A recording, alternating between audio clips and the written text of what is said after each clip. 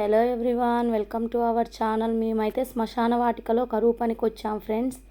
Present అయితే అర్ధారం కింద చెట్లు వేస్తున్నారుగా ఫ్రెండ్స్. రోడ్ల పక్కనే కాకుండా శ్మశాన వాటికలలో కూడా కరువు పని కింద ఇలా చెట్లు నాటిస్తున్నారు.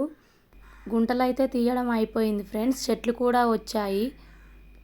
కానీ పైన అధికారులు వస్తున్నారంటే ఆగారు అందరూ. వాళ్ళు చెక్ చేసుకున్నాకే చెట్లు వేయాలంట. అందుకే అందరూ మళ్ళీ గుంటల్ని సర్చ్ చేసుకుంటున్నారు. నాకెందుకో చిన్నప్పటి నుంచి శ్మశానం పక్క నుంచి వెళ్ళాలన్నా భయమే. కానీ మా వారు కూడా నాతో పనికి వచ్చారు కాబట్టి ధైర్యంగా రాగలిగాను. మీ సైడ్ కూడా శ్మశాన వాటికలలో చెట్లు వేశారా? వేసుంటే కామెంట్ రూపంలో తెలియజేయండి.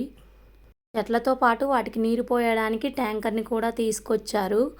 కానీ ఒక్కరోజు నీళ్లు పోసి వదిలేస్తే ఇవైతే బతకవండి. కనీసం ఒక మనిషిని పెట్టి 2 డేస్కి ఒక్కసారైనా వీటికి నీళ్లు పోపిస్తే బాగుంటుంది.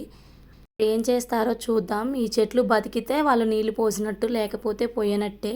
లోపు సార్ వాళ్ళు అయితే వచ్చారండి. గుంటలు అయితే వెడల్పుగా లోతుగా తీయమన్నాం కదా, ఇలా తీసారేంటని సార్ అయితే చూపిస్తున్నారు. చెట్టు వేపించేటప్పుడు ఉన్నంత కేరింగ్ మళ్ళీ వాటిని కాపాడేటప్పుడు ఉండదండి. వాటర్ లేనిది ఎన్ని చెట్లు వేసినా వేస్టే కదండి. ఇదైతే నా ఒపీనియన్. మీ ఒపీనియన్ ఏంటో తెలియజేయండి. నర్సరీలలో చిన్న చిన్న మొక్కల్ని పెద్దగా అయ్యే వరకు పెంచి ఇలా తీసుకొచ్చి వేస్తారు.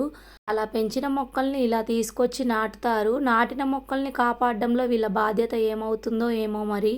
అట్లీస్ట్ ఒక 20 డేస్ 1 మంత్ వరకు వీటిని కాపాడితే అవైతే నాటుకుంటాయండి. నాటుకున్నాక అయిపోయే వర్షాలకు అవే బతుకుతాయి.